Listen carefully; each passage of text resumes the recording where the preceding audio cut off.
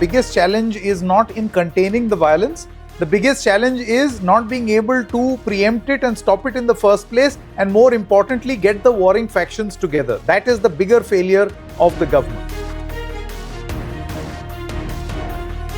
I will say it's for the government of India to take or to ensure that you have to bring them under the negotiating table, because you had far more difficult groups like the NSC and IM, all other groups you have negotiated. I think there is a need for more efforts to bring them together. It's not easy, and I must say it is not easy for the government of India.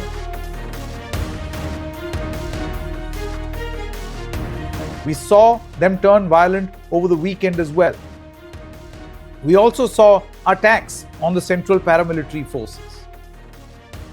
The responsibility rests squarely with governments, both Manipur as well as the union government. So where exactly have these governments gone wrong?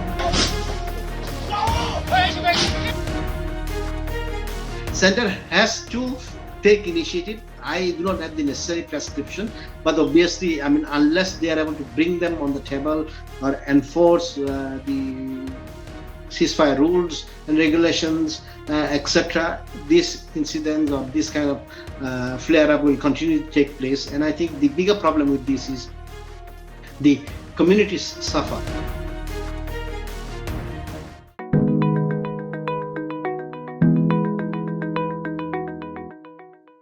Hello and welcome. You're watching me, Sanket Upadhyay, on The Federal. The show is called AI with Sanket. This is the AI of news, because news in India today requires not artificial but analytical intelligence. Manipur is burning yet again.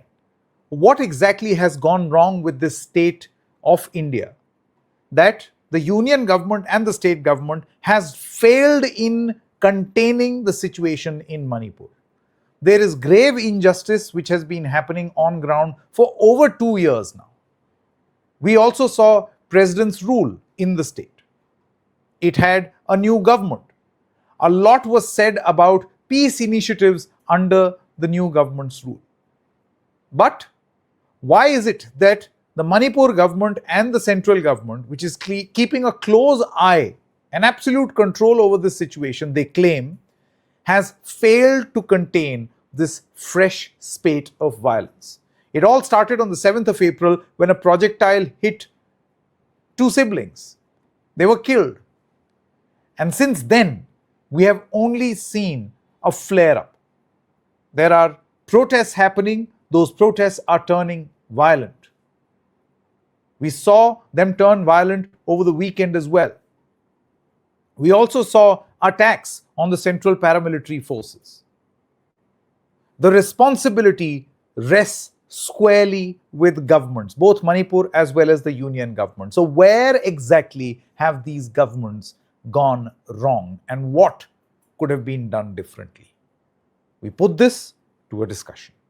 So joining us right now is Mr. Suhas Chakma. He's a director of the Rights and Risks Analysis Group. Thank you very much, Mr. Chakma, for speaking to us. A very commanding voice on the situation in the Northeast, understands the complexities and challenges really well.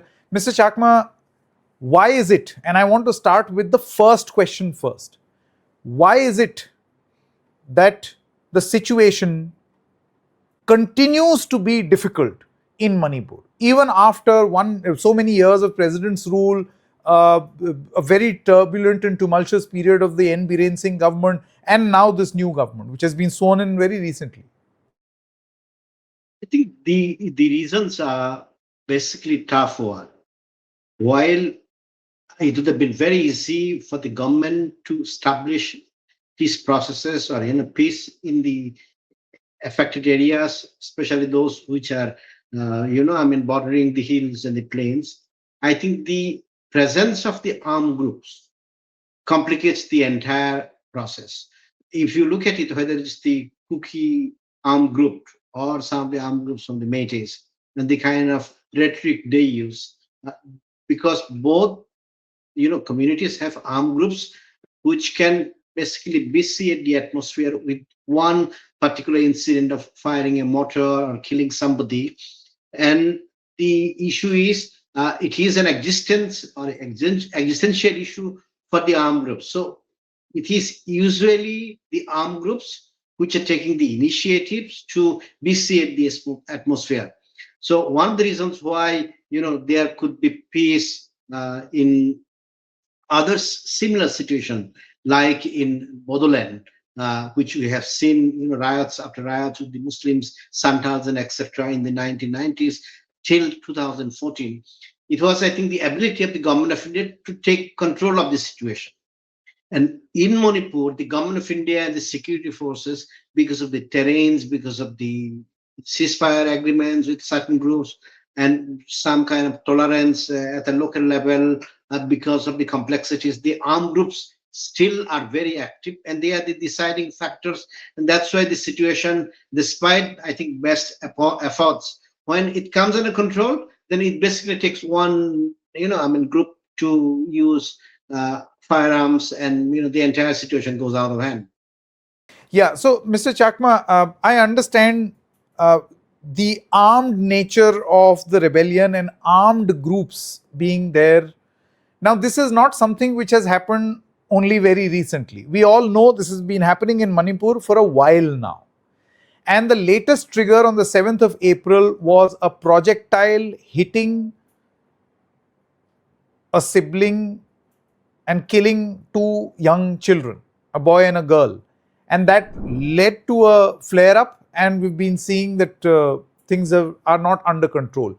Now, the Trong Laubi incident, had there been a timely probe, then all of this could have been avoided. Do you feel that a lot of questions need to be asked of the administration, the government, and the center, which till very recently was in charge of Manipur?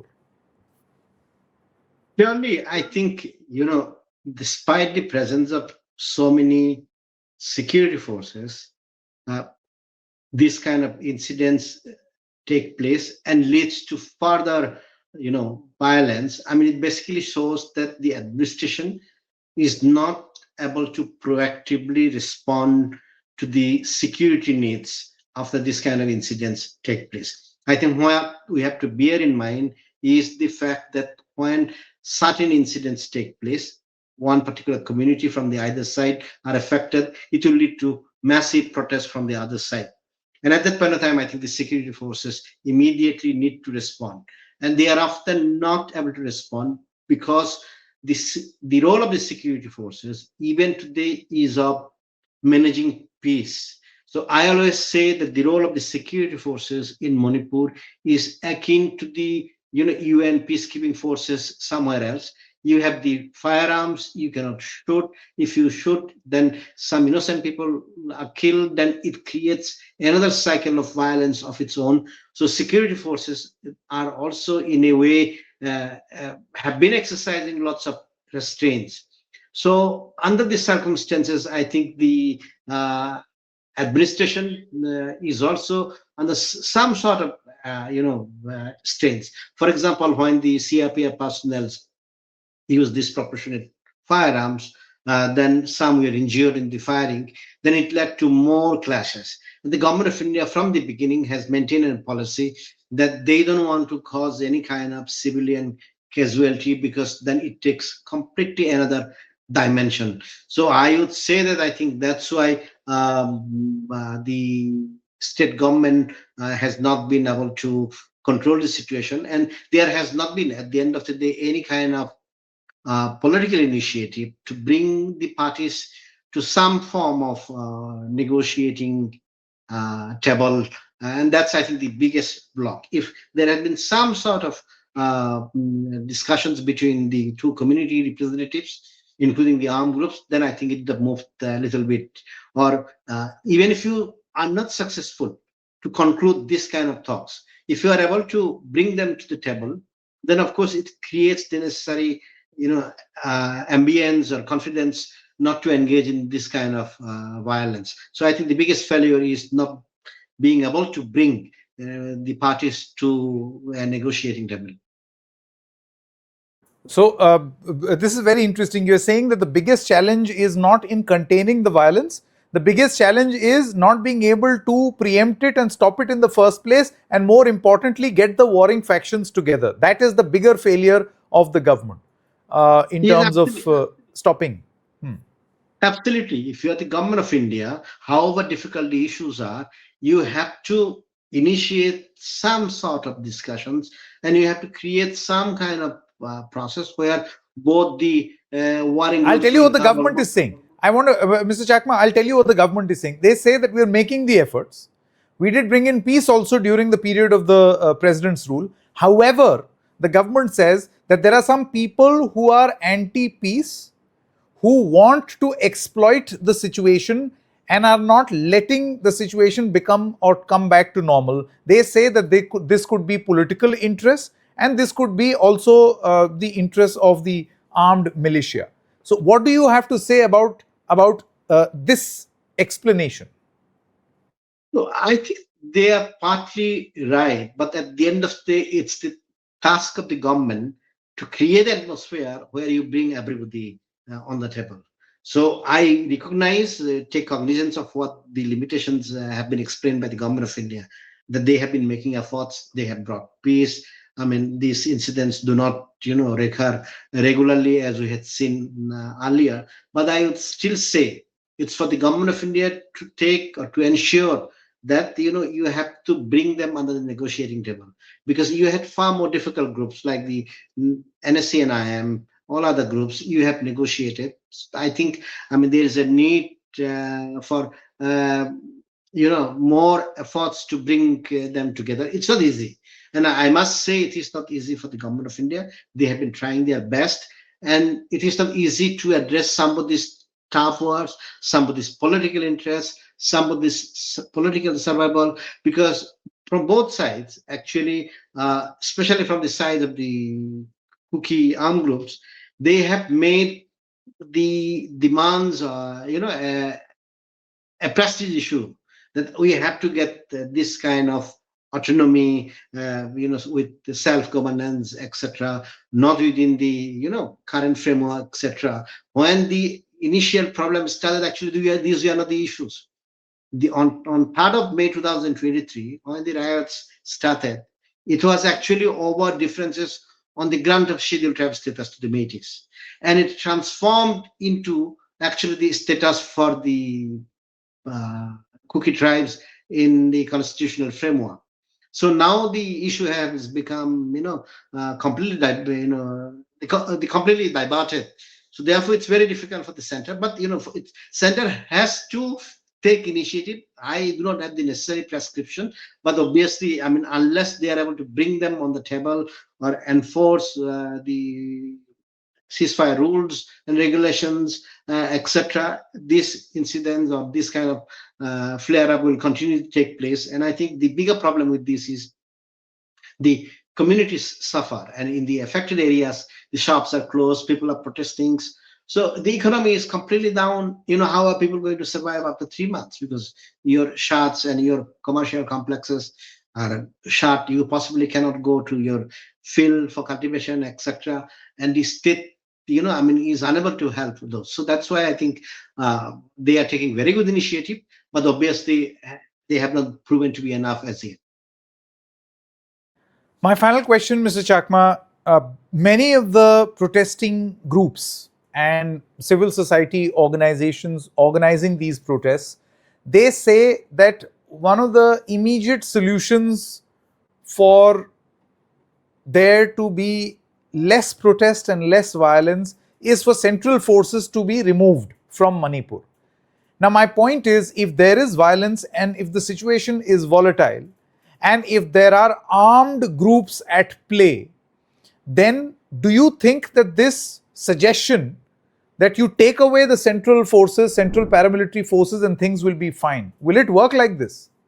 No, absolutely not. It will worsen the situation because of the polarization of the communities. And we have seen the conduct of the Manipur police, the way they had lost over, I think, 5,000 arms, thousands of ammunitions. So the role of the Manipur police has not been up to the mark in terms of impartiality. So the center is actually doing very best by ensuring that there are adequate security forces.